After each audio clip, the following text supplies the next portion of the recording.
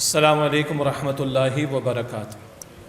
الحمدللہ رب العالمین والصلاة والسلام علی سید الانبیاء والمرسلین، اما بعد فاعوذ باللہ من الشیطان الرجیم، بسم اللہ الرحمن الرحیم۔ لقد ارسلنا رسولنا بالبینات وانزلنا معهم الکتاب والمیزان لیقوم الناس بالقسط، وقال اللہ تبارک وتعالی وامرت لاعدل بینکم، صدق اللہ العظیم۔ اللہم صلی علی محمد وعلی آل محمد وبارک وسلم۔ رب اشرح لی صدری ویسر لی امری واحلل عقدۃ من لسانی یفقہوا قولی واجعل لی وزیرا من اہلی، آمین یا رب العالمین۔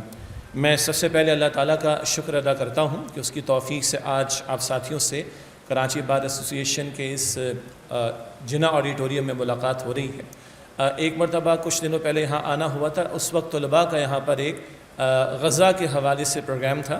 البتہ کراچی بار ایسوسی ایشن کے تحت یہ پہلی مرتبہ یہاں پر آنا ہوا ہے۔ اس سے پہلے پنجاب میں، کے پی میں، آزاد کشمیر میں مختلف بار کونسلز میں جانے کا اتفاق رہا۔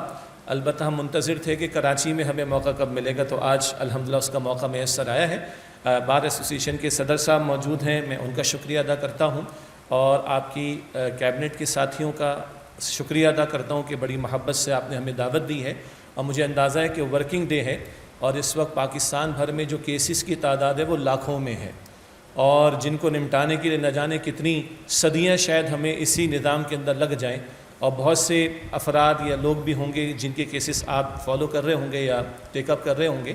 اس سب کے باوجود جو وکلاء یہاں پر موجود ہیں، میں تہہ دل سے ان کا شکریہ ادا کرتا ہوں کہ آپ نے ہماری دعوت یا ہمارے ان ساتھیوں کی دعوت قبول کی ایسوسی ایشن کے، اور اس وقت آپ ہمارے ساتھ موجود ہیں۔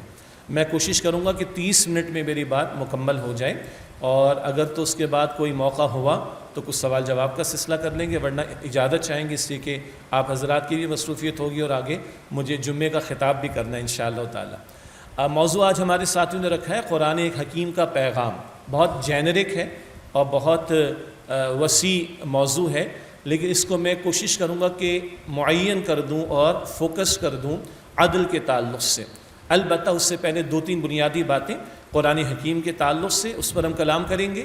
پھر اسلام اور قرآن حکیم عدل کو، قسط کو، جسٹس کو کتنی اہمیت دیتا ہے، اس پر اشارتاً بات ہوگی، اور بعض اقوال نبی اکرم علیہ السلام و صحابہ کرام کے ان کا تذکرہ ہوگا، اور کچھ گزارشات آپ سے میں کرنا چاہوں گا جو وکلاء یہاں پر موجود ہیں، کہ اس وقت پاکستان میں سپریم کورٹ آف پاکستان میں کچھ کیسز ہیں کہ جن میں ہم چاہیں گے کہ ہماری اور آپ کی طرف سے بھی آواز بلند ہونی چاہیے، اور ایک انٹرنیشنل لیول پر جو بھی اسرائیل ظلم برپا کر رہا ہے، اور ایک انٹرنیشنل کورٹ میں جو اس کے خلاف مقدمہ چل رہا ہے، وہاں پاکستان کی کوئی نمائندگی نہیں آ سکی۔ میں چاہوں گا اس تعلق سے بھی کچھ رہنمائی ہم سب کے لیے ہو جائے، اور آخر میں ہمارے استاد ڈاکٹر اسرار صاحب رحمۃ اللہ علیہ کا ایک بڑا درد دل کے ساتھ تبصرہ تھا، جب ہمارے ان کالے کوٹوں والے وکلاء نے، جو معروف ہیں کہ بس عدالت کے کمرے میں ہی محنت کرتے ہیں، مگر ان کالے کوٹوں والوں نے سڑکوں پر کھڑے ہو کر، مارے کھا کر،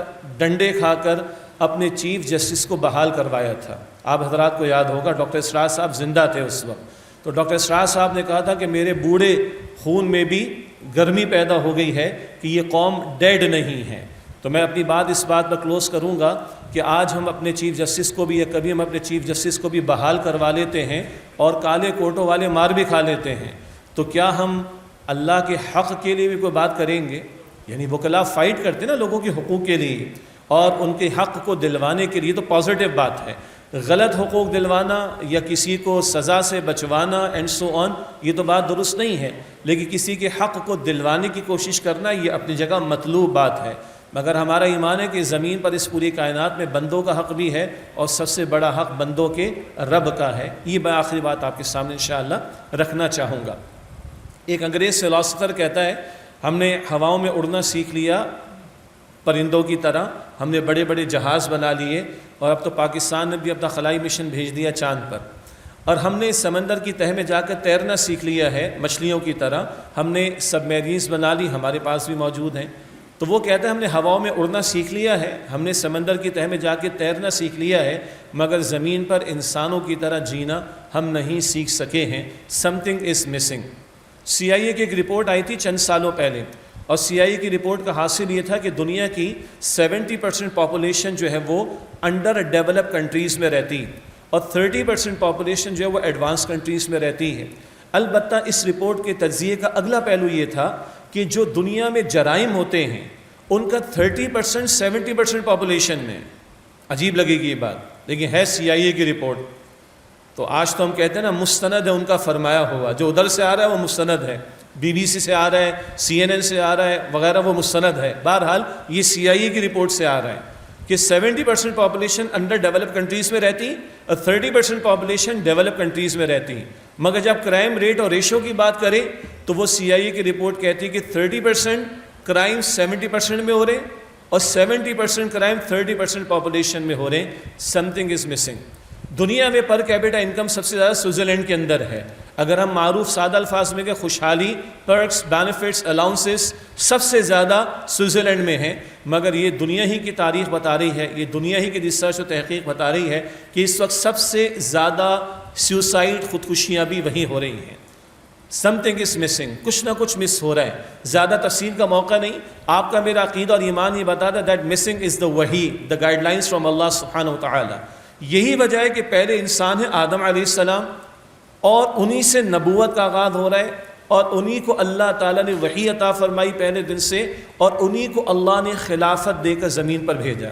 آج لفظ خلافت بھی بدنام ہو گیا ہے، کبھی ڈراموں کے ڈائلاگ میں خلیفہ گیری کر رہا ہے، کبھی 4 دوست چائے کی ٹیبل پر بیٹھے اور جس نے رات 3 گھنٹے سوشل میڈیا زیادہ دیکھا وہ صبح 4 گھنٹے زیادہ بول رہا ہوتا ہے، یہ خلیفہ گیری کر رہا ہے۔ پھر خلافت IS کی بھی معروف ہو گئی ہے، داعش کی بھی، نہ جانے کیا کچھ۔ یہ ڈیبیٹ کا موقع نہیں، لیکن یہ قرآن نے بتایا ہے کہ آدم علیہ السلام کو خلافت دے کر اللہ نے زمین پر بھیجا۔ ڈے 1 سے پہلے انسان آدم علیہ السلام نبوت عطا ہو رہی ہے، خلافت عطا ہو رہی ہے، اور اللہ تعالیٰ نے 2 علوم آدم علیہ السلام کو عطا کیے۔ سورۃ البقرہ آیت نمبر 31 ہے، وَعَلَّمَ آدَمَ الْأَسْمَاءَ كُلَّهَا۔ اللہ نے آدم علیہ السلام کو چیزوں کے، اشیاء کے نام بتا دیے۔ آج ہم ایکسپلور کر رہے ہیں دنیا کو، لیکن اسی البقرہ کی آیت 38 میں اللہ نے فرمایا فَإِمَّا يَأْتِيَنَّكُم مِّنِّي هُدًى فَمَن تَبِعَ هُدَايَ فَلَا خَوْفٌ عَلَيْهِمْ وَلَا هُمْ يَحْزَنُونَ۔ جب تمہارے پاس میری طرف سے ہدایت آئے گی، جو میری ہدایت کی پیروی کریں گے ان کو نہ کوئی خوف ہوگا نہ وہ غمگین ہوں گے۔ آج ایشو کیا ہے؟ ایکسپلور بہت ہو گئی دنیا، ہم نے جا کے اسپیس کو ایکسپلور کرنا شروع کر دیا، مریخ سے مٹی اٹھا کر ملینز آف ڈالرز کی تحقیق کر ڈالی، لیکن زمین پر انسان کس طرح کی سطح پر آ چکا ہے کچھ کہنے کی مجھے ضرورت نہیں۔ آپ لوگ تو کیسز کو ڈیل کرتے ہیں، کیا کیا نظارے آپ کے سامنے آتے ہوں گے اس مسلم معاشرے میں، آپ مجھ سے زیادہ بہتر جانتے ہیں۔ مسنگ لنک کیا ہے؟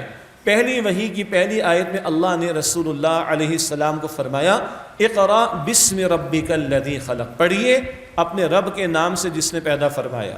تو آج پڑھنا لکھنا تو بہت ہے، بہت ایکسپلور ہو رہی ہے دنیا، بہت انوینشنز ہو رہی، ایک فیلڈ کے اندر دنیا جہاں کی ریسرچ آگے بڑھ گئی، مگر رب کے نام سے دوری ہو گئی۔ یہ ہے اصل مسنگ لنک جو ہے ہمارے پاس موجود، مگر وہ قرآن کریم میں بند ہے، وہ رسول اللہ کا اسوہ کتابوں میں موجود ہے، مگر اس کا ریفلیکشن اکثر و بیشتر ہمیں دکھائی نہیں دیتا۔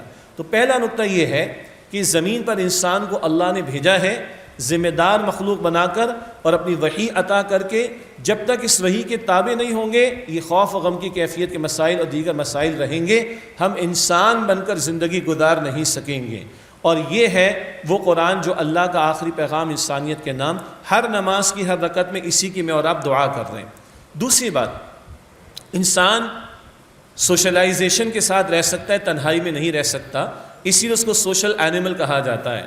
اور انسانیت آج ترقی کرتے کرتے، یعنی غار سے زندگی شروع ہوئی، چھوٹی چھوٹی بستیاں، سمندر کنارے، دریا کنارے، پھر قبائلی زندگی کا معاملہ، بڑے بڑے شہروں کا معاملہ، آج ہم ریاستوں کی سطح پر جی رہے ہیں، اور رسول اللہ کے دور میں ریاستیں وجود میں آ چکی تھیں۔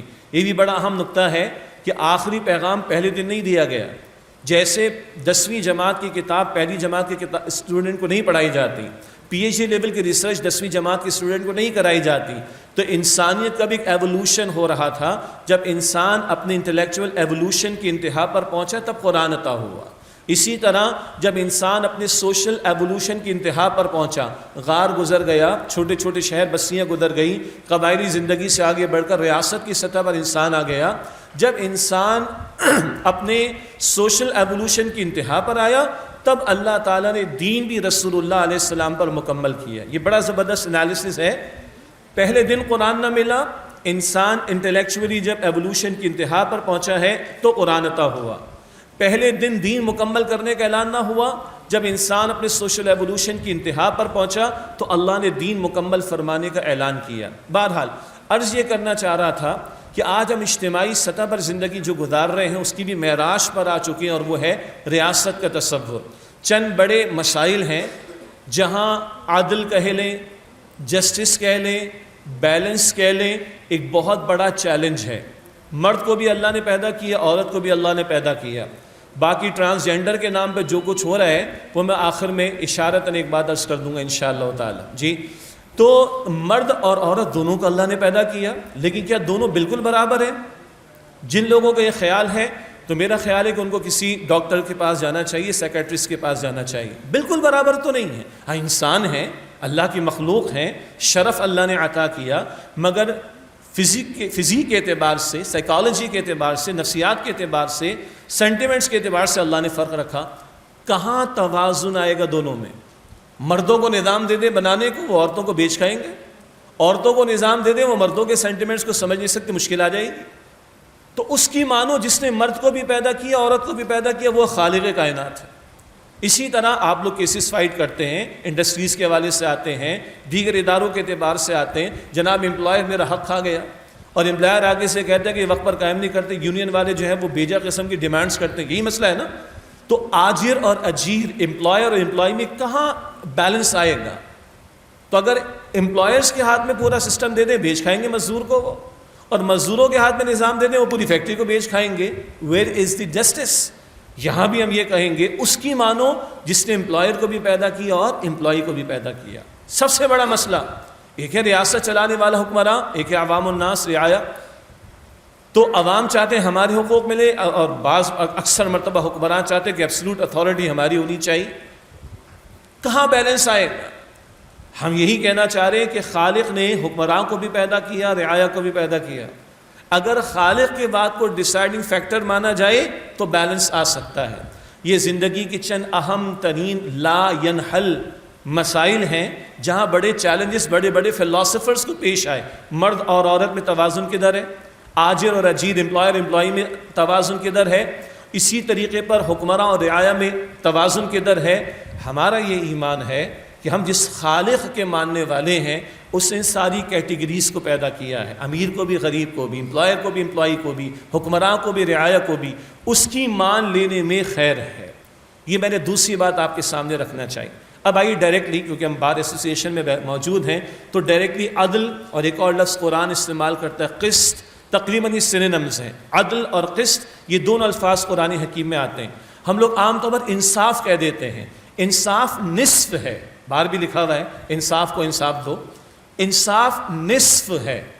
عدل بڑا جامع لفظ ہے، آدھا آدھا نہیں، ایسا نہیں ہے۔ بعض مرتبہ ایک ہی باپ کی اولاد ہے، ایک بچہ 4 سال کا، ایک بچہ 12 سال کا ہے، ایک بچہ 20 سال کا ہے، کیا تینوں کی ضروریات برابر ہیں؟ بالکل۔ میں وراثت کی بات نہیں کر رہا، وہ اللہ بہتر جانتا ہے، لیکن کیا ان بچوں کی جبکہ یہ زندہ ہیں تینوں کی ضروریات برابر ہیں؟ نہیں۔ ایک کچھ ہے ضرورت ایک روٹی کی ہوگی، دوسری کی 2 روٹی کی ضرورت ہوگی۔ ہم کہیں نہیں سب کے ساتھ انصاف کرو، نصف کرو، نصف نہیں، عدل کرو۔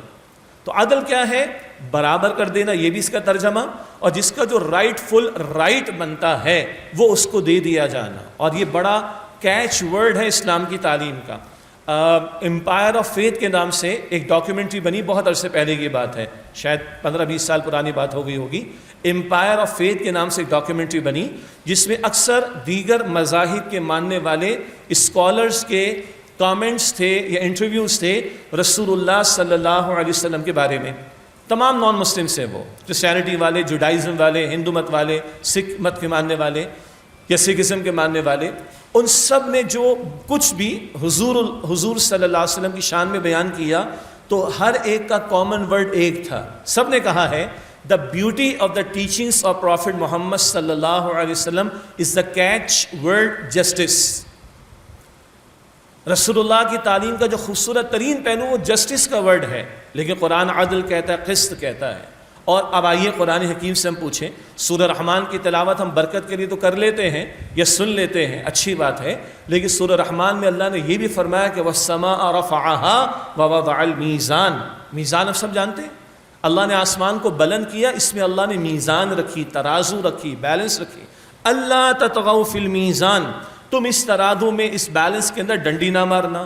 وَأَقِيمُوا الْوَزْنَ بِالْقِسْطِ، اور عدل اور قسط کے ساتھ انصاف کو ٹھیک رکھنا، عدل کو ٹھیک رکھنا، میزان کو ٹھیک رکھنا. رادر وَأَقِيمُوا الْوَزْنَ بِالْقِسْطِ، وزن کو، تول کو عدل کے ساتھ ٹھیک رکھنا. وَلَا تُخْسِرُوا الْمِيزَانَ، اس میزان میں ڈنڈی نہ مارنا. یہ اللہ اس کائنات کے بارے میں بتاتا ہے اور ہم سے بھی تقاضا کرتا ہے. قرآن حکیم میں خود اللہ نے اپنی شان بیان فرمائی ہے. سورہ آل عمران آیت نمبر 18 میں قائما بالقسط، اللہ قسط کا، عدل کا قائم کرنے والا ہے. سورہ آل عمران ہی کی آیت نمبر 21 ہے، اللہ ایمان والوں کی شان بیان کرتا ہے، یأمرون الناس بالقسط، کہ یہ لوگوں کو قسط کا، عدل کا حکم دیتے ہیں. قرآن حکیم تمام رسولوں کا یہ انقلابی مشن بیان کرتا ہے. آج ہم نے دین کو، یا میجورٹی نے دین کو کیا سمجھا؟ آج ہماری میجورٹی کا خیال ہے کہ دین شاید جمعے کی 2 رکعت کا نام، ذرا آگے گئے تو 5 وقت کی نماز کا نام، اس کے بعد میں آزاد ہوں، جو چاہوں سو میں کروں. غلط بات ہے بھائی. رمضان کے 30 دن اللہ میرا معبود، یا عمرے کے 31 دن، یا حج کے 40 دن، یا جمعے کے 1-2 گھنٹے، یہ تو بڑا محدود تصور ہے اسلام کا. اسلام تو ٹوٹیلٹی کی بات کرتا ہے اور ٹوٹل سبمیشن کی بات کرتا ہے. بہرحال تو اللہ تعالیٰ رسولوں کا انقلابی مشن یہ بیان فرما رہا ہے سورۃ الحدید آیت نمبر 25 میں. حدید لوہے کو کہا جاتا ہے، آگے اس کا ذکر بھی ہے. فرمایا کہ لقد ارسلنا رسولنا بالبینات وانزلنا معهم الکتاب والمیزان لیقوم الناس بالقسط. اللہ فرماتا ہم نے رسولوں کو بھیجا، انہیں معجزات عطا کیے، کتابیں عطا کی، شریعت کی ترازو اور میزان عطا کی. ایک ہمارا کانسٹیٹیوشن آف پاکستان ہے، ٹھیک ہے، بہت سی اچھی باتیں اس میں ہیں، اور کچھ اسلامی ٹچ بھی اس میں موجود ہے، اور کچھ اسلامی دفعات بھی اس میں موجود ہیں، مگر بہرحال آپ مجھ سے زیادہ واقعی اس میں چور دروازے بھی موجود ہیں. اور کچھ کیسز کے حوالے سے میں آپ سے کچھ ریکویسٹ کرنا چاہوں گا. اس میں ایک بات یہ بھی آئے گی کہ جسٹس نسیم حسن شاہ صاحب نے کہا تھا کہ ہاں یہ لکھا ہوا بہت اچھا ہے کہ حاکمیت اس پاکستان میں اللہ تعالیٰ کی ہوگی اس ملک میں. No legislation would be made repugnant to the Quran and Sunnah, Quran و سنت کے خلاف کوئی قانون نہیں بنے گا. یہ بہت اچھا لکھا ہوا ہے، لیکن جیسے ایک عام تصور ہے نا، قرآن برکت کی کتاب ہے، تو شاید جسٹس صاحب نے یہ تو نہیں کہا ہوگا موسٹ پرابلی، مگر خیال یہ ہوگا یہ برکت کے لیے اچھا لکھا ہوا ہے. انہوں نے فرمایا کہ جیسے اور 200-300 آرٹیکلز یا جتنے بھی ہیں وہ بھی ہیں، یہ بھی ایک آرٹیکل ہے. Like this, not like this. یہ بڑا چور دروازہ ہے، لکھا ہوا ہے، بہت اچھا لکھا ہوا ہے. قرآن رکھا ہوا ہے گھر میں، بہت اچھا رکھا ہوا ہے، امپلیمنٹ کدھر ہو رہا ہے؟ تو سپرمیسی نہیں ہے اس کی، یہ ہے چور دروازہ، یہ ہے منافقت، یہ ہپوکریسی جو ہمارے معاشرے اس ملک میں چل رہی. بہرحال یہ تو ایک الگ بات ہو جائے گی. تو کیوں اللہ نے کتاب پیغمبروں کو دی، معجزات عطا کیے، میزان شریعت کی ترازو دی؟ لیقوم الناس بالقسط، کہ انسانیت قسط پر، عدل پر، جسٹس پر قائم ہو جائے. یہ کتابیں اور پیغمبروں کی تعلیم سے پڑھنے پڑھانے کے لیے تھوڑی کہ کچھ لوگ بیٹھ کر 8 سال کا کورس کر لیں گے مفتی، اور 10 سال کا کورس کر کے مفتی بن جائیں گے.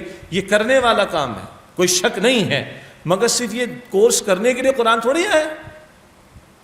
تلاوت ہم کروا لیتے اپنے ہر پروگرام کے اندر. ہم چھوٹے تھے، ایک پی ٹی وی ہوتا تھا، صبح تلاوت ہوتی تھی، رات کو 12 بجے فرمان الہی اور پاک سے زمین شاد بعد ہوتا تھا، اور صبح تلاوت کے بعد گانا بھی چلتا تھا اور ناچ گانے بھی چلتے تھے. قرآن اس لیے کیا سارا جو ہے وہ تقریب کے اندر ڈانس بھی ہو، گانا بھی ہو، ہلا گلا بھی ہو، شریعت کی پامالی بھی ہو، اور شروع میں قرآن برکت کی تلاوت. استغفر اللہ. Quran is not meant for this only کہ پڑھ لیا، پڑھا دیا، سنا دیا، ثواب لے لیا، چھاپ دیا، پبلش کر دیا، تقسیم کر دیا، ایصال ثواب کر دیا. قرآن حکیم فقط اس سے تھوڑی آیا. معاف کیجیے گا.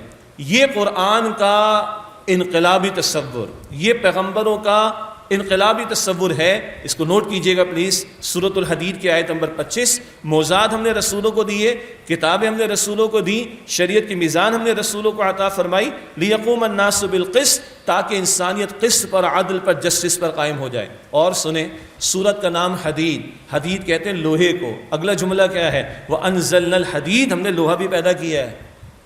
فی بأس شدید، اس میں جنگ کی صلاحیت ہے۔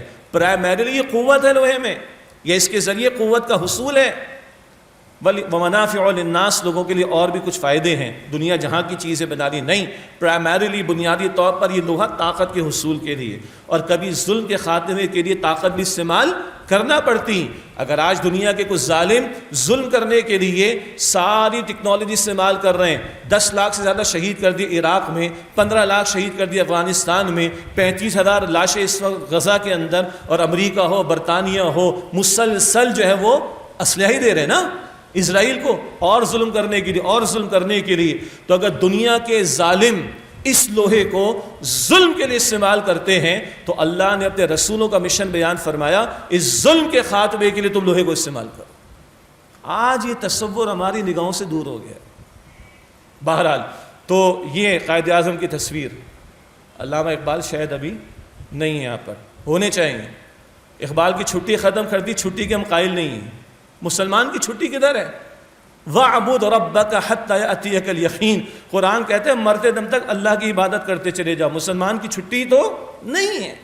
انہوں نے کہا تھا، بلکہ ان کو اقبال نے کہا تھا، قائد اعظم مسلم لیگ، اس وقت کی مسلم لیگ کے لوگوں کے طرز عمل کی وجہ سے پاکستان سے برطانیہ چلے گئے تھے۔ علامہ اقبال کے خطوط ریکارڈ پر موجود ہیں۔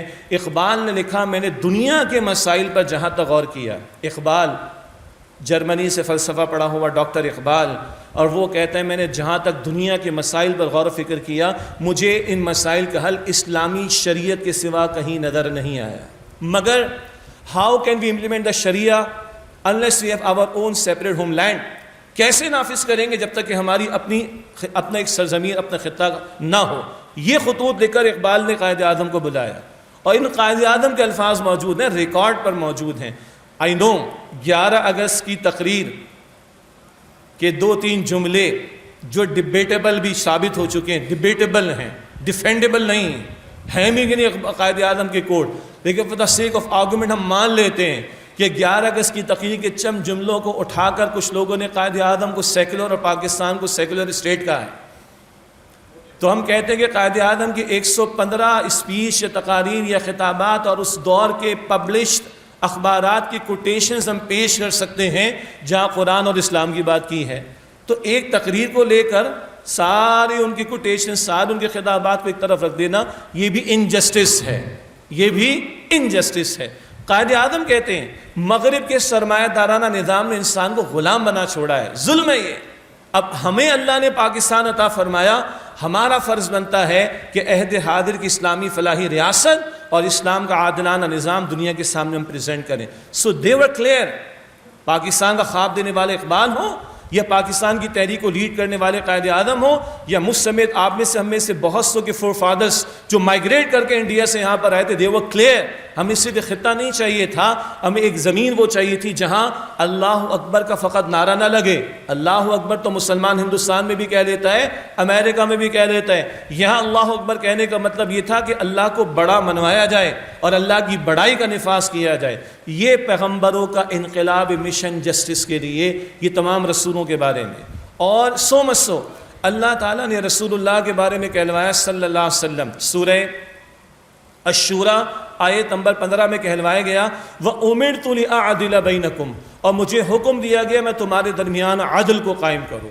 اور رسول اللہ نے صرف عدل کے واعظ نہیں کہے، رسول اللہ نے تہجد بھی سکھائی ہے، رسول اللہ نے نمازیں بھی پڑھائی ہیں، رسول اللہ نے حج کا طریقہ بھی بتایا ہے، رسول اللہ نے روزوں کی بھی تعلیم دی ہے، قربانی کی تعلیم بھی دی ہے، مگر رسول اللہ نے طائف میں اپنا خون بھی پیش کر کے دکھایا ہے۔ رسول اللہ علیہ السلام نے روتی آنکھوں سے بیت اللہ کو الوداع بھی کہا ہے۔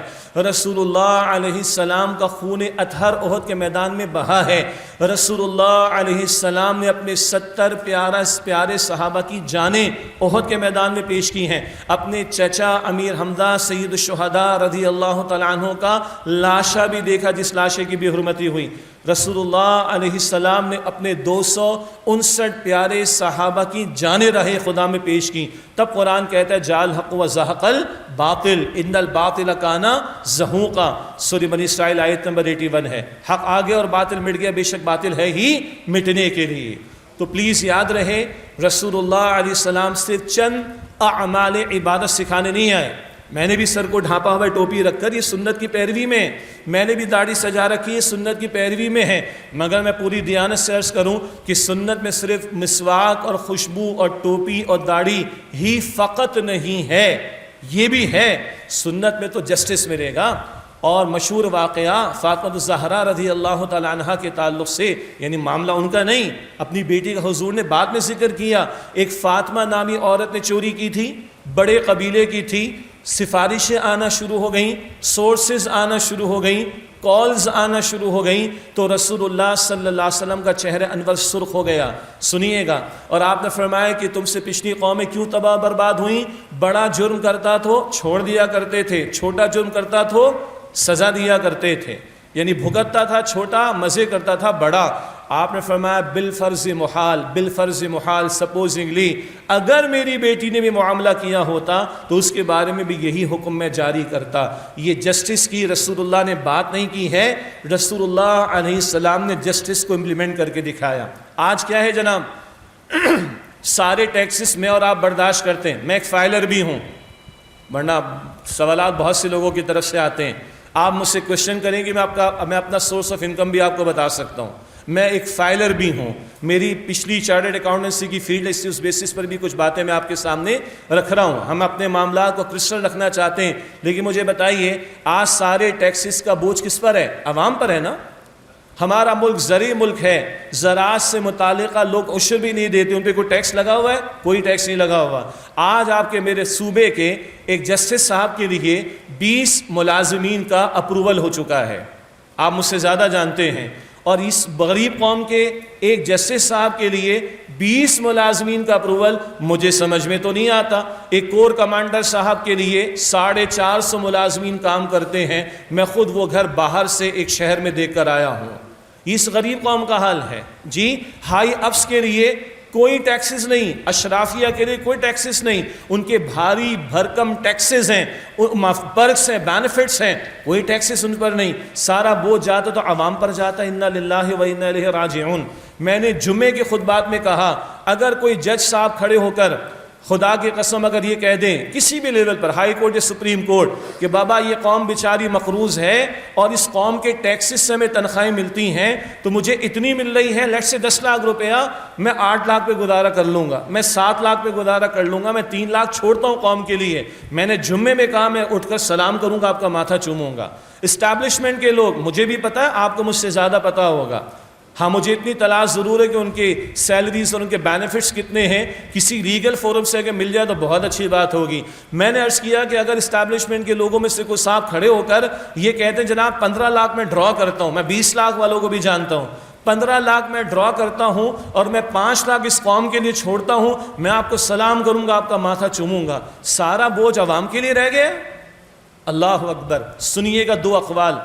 سیدنا ابو بکر صدیق رضی اللہ عنہ خلافت کے منصب پر فائز ہوئے اور بڑے کمال کا خطبہ انہوں نے عطا فرمایا. تفسیر میں جانے کا موقع نہیں.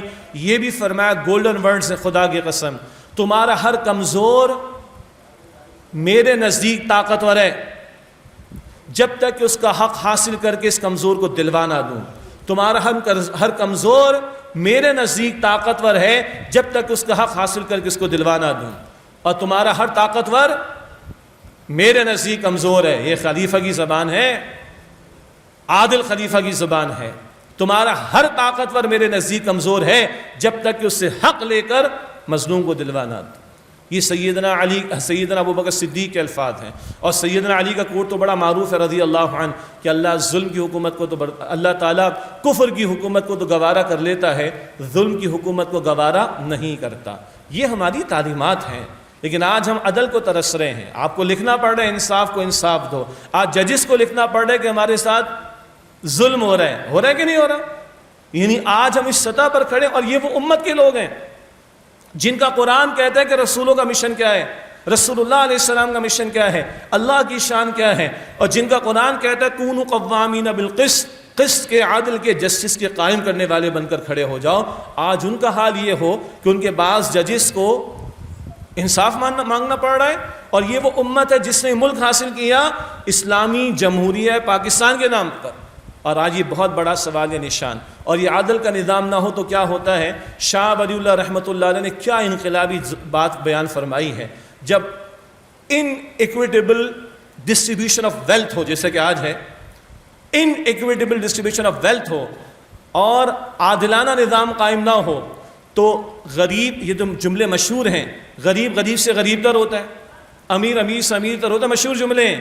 شاہ ولی اللہ فرماتے یہ غریب بیچارہ اپنا ایمان بھی بیچ دے گا اپنی بھوک کی وجہ سے، اور حدیث کے الفاظ کا حاصل ہے کہ یہ فقر انسان کو کفر کی طرف لے جاتا ہے، بندہ اس بھوک کو مٹانے کے لیے شاید اپنا ایمان بھی بیچ دے گا۔ مجھے معاف کیجئے گا آپ لوگ، کیونکہ آپ کے پاس ہر طرح کے کیسز آتے ہیں، آپ مجھ سے زیادہ بہتر واقف ہیں، ایمان بیچنے سے پہلے کچھ اور بھی بکتا ہے، کیا کچھ بیچنے کو لوگ تیار نہیں ہو جاتے اپنی بھوک مٹانے کے لیے، گھر والوں کی ضروریات پوری کرنے کے لیے۔ میں اس سے آگے بڑھ کر کچھ کہنا نہیں چاہ رہا۔ اور امیر کا، اور یہ غریب ادھر پستا ہے اور اللہ کو فراموش کرتا ہے، بیچارہ کیسے اللہ کو یاد کرے گا اس چلڈ ماحول میں، معاف کیجئے گا اس ٹھنڈے ماحول کے اندر۔ یہ میں بات کر رہا ہوں بڑے آرام سے، میرا پسینہ بھی نہیں بہ رہا ابھی، ناک کا بہ رہا ہے، لیکن باہر جو لائن میں کھڑا ہوا جس کا نمبر نہیں آ رہا، کتنے لوگ یہاں پر سالوں سے آ رہے ہیں۔ میری فیملی میں ایک بہت چھوٹا سا مسئلہ تھا، وہ ریزالو ہو گیا، مجھے 3 دفعہ آنا پڑا، میں نے لوگوں کے معاملات دیکھے یہاں پر، آپ تو روزانہ دیکھ رہے ہیں، یہ بھی لوگ نارمل لائف گزار سکتے ہیں جو بیچارے لائن میں لے کے، جن کو عدل نہیں مل رہا، جن کو جسٹس نہیں مل رہا، یہ کہاں سے اس واس کو قبول کریں گے؟ تو شاہ ولی اللہ فرما رہے اس کی دنیا بھی برباد ہوتی ہے، آخرت بھی برباد ہوتی، اور دوسری طرف اس ظالمانہ نظام کے نتیجے میں جو امیر سے امیر تر ہو رہا ہے، وہ دولت کے نشے میں فرعون بنتا ہے، قارون بنتا ہے، اور عیاشیاں کرتا ہے۔ آپ نے دیکھا ہے ہائی افس کی شادی بیاہ کی تقاریب کو، کس طرح کی عیاشیاں وہاں پر ہو رہی ہوتی، ادھر قوم کے پاس روٹی نہیں، خودکشیاں ہیں، اور وہاں ایک لان کے اندر 10 چلر لگے ہوئے ہیں، چلر اور کپ آف ٹی، ہرن کا گوشت بھی چل رہا ہے، بٹیر تو پرانے چھوٹی بات ہو گئی، نہ جانے کیا کچھ عیاشیوں کے نئے نئے دھندے، وہ بھی غافل ہوتا ہے اور اپنی آخرت کو برباد کرتا ہے۔ یہ ظلم کا نظام، یہ بندے کی دنیا بھی برباد کرتا ہے اور یہ بندے کی آخرت کو بھی برباد کرتا ہے۔ اس ظلم کے خاتمے کے لیے کھڑا ہونا، اس عدل کے نفاذ کے لیے کھڑا ہونا، قرآن کہتا ہے کونوا قوامین بالقسط، اے ایمان والو قسط کے، عدل کے قائم کرنے والے بن کر کھڑے ہو جاؤ۔ اب میں چند گزارشات، کیونکہ میں نے وعدہ سے کیا تھا کہ میں کوشش کروں گا آدھے گھنٹے میں بات مکمل ہو جائے، چند گزارشات کچھ کیسز کے حوالے سے۔ آپ کے علم میں ایک انسداد سود کا کیس چل رہا ہے، میرے پیدا ہونے سے پہلے سے محنت ہو رہی ہے اس پر۔ 1973 کے آئین آرٹیکل 38F میں لکھا ہے، 38F میں، میری پیدائش سے پہلے کی بات ہے، لکھا ہوا ہے کہ حکومت جلد از جلد سود کا خاتمہ کرے۔ تو بھائی میں 50 سال کا ہو گیا، آئین بھی 50 سال کا ہو چکا ہے، اس سے اوپر ہو گیا ہے، اور آج تک ہم پنگ پونگ کی بال چل رہی ہے۔ 91 کا ایک کیس جسٹس تزید الرحمان صاحب نے ورڈکٹ دیا، نواز شریف صاحب اینڈ کمپنی اس کے خلاف گئے، اسٹے لے لیے۔ سپریم کورٹ آف پاکستان کا شرعیت اپیلنٹ بینچ 1999 میں 1250 پیجز کا ورڈکٹ آیا، جنرل مشرف صاحب نے بینچ بدل کے تقی عثمانی صاحب کو بھی فارغ کر دیا۔ اس کے بعد 2002 سے ہم نے فائٹ کرنا شروع کیا، تو 2000 وفاقی شرعی عدالت تیسری مرتبہ وہاں پر آ گیا، یعنی تیسرا کیس بڑا، اور فیڈرل شریعت کورٹ میں 2002 سے 2013 تک بینچ ہی نہیں بنا۔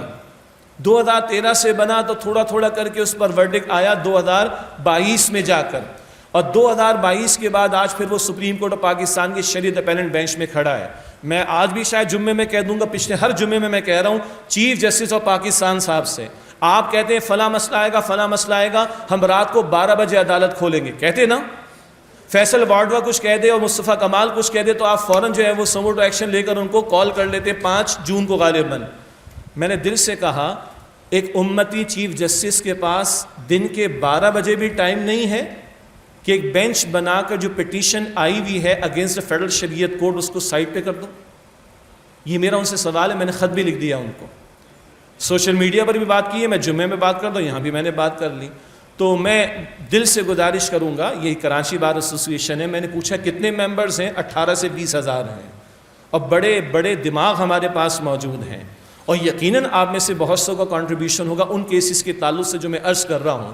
گزارش ہے کہ اپنے فورم سے آواز بلند کریں اور اپنے بڑوں سینئرز تک پہنچائیں کہ اوپر تک بات جائے کہ یہ کیوں اتنا لنگر آن کر کے ہم اللہ اور اللہ کے رسول سے جنگ کر رہے ہیں. کافروں کو چھوڑ دیں، کافروں کا معاملہ ڈیفرنٹ ہے، مسلمان ہیں.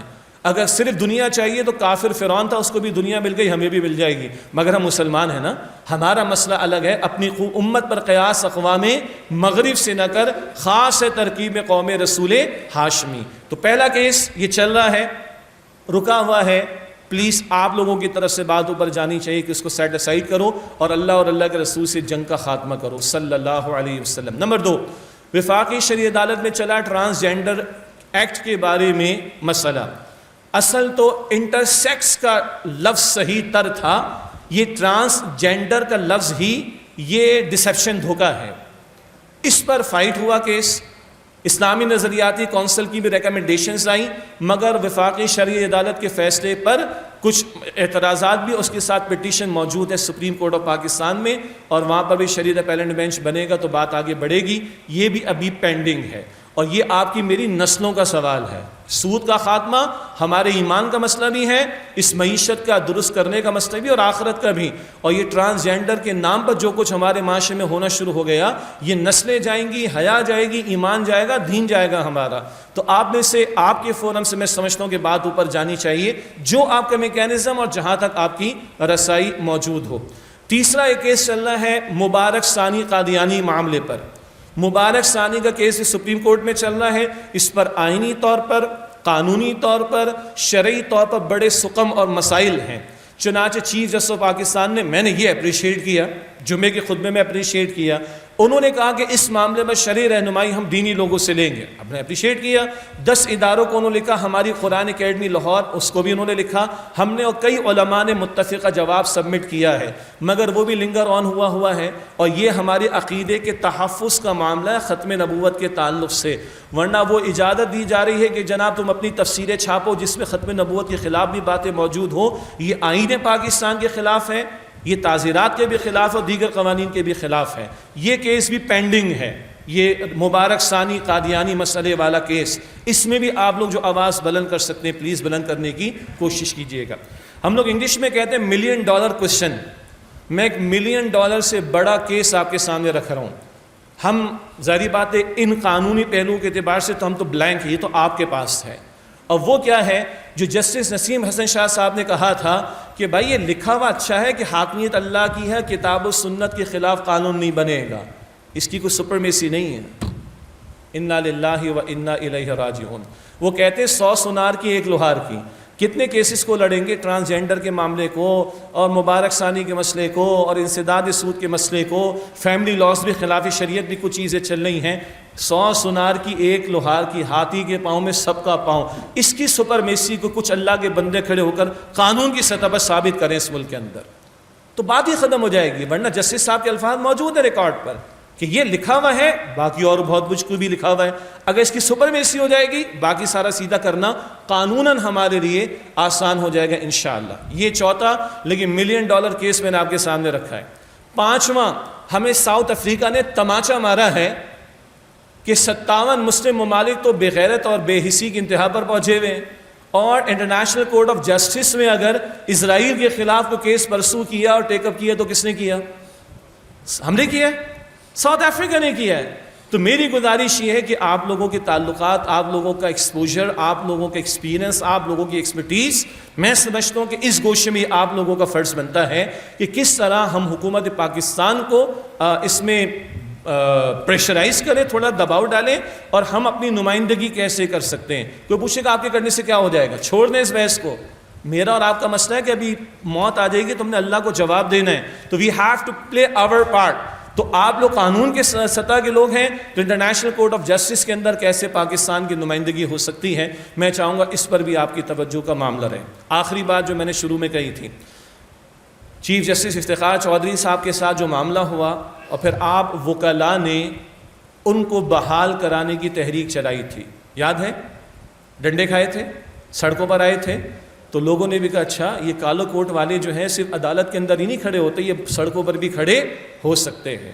اور سڑکوں پر کھڑے ہونے کا ہماری مراد توڑ پھوڑ نہیں ہے، کوئی ہمیں توڑ دے پھوڑ دے کوئی ایشو نہیں، بڑی بات ہے ہم اس ملک کے املاک کو نقصان نہیں پہنچائیں گے، اپنے لوگوں کی گاڑی چلائیں گے، کاؤنٹر پروڈکٹیو ہے نا، بددعائیں لیں گے، اپنے لوگوں کی دکانیں جلائیں گے، یہ باہر بولٹا مارکیٹ کی دکانیں جلائیں گے، ہم اپنی اکانومی کا نقصان کریں گے، توڑ پھوڑ کی بات نہیں۔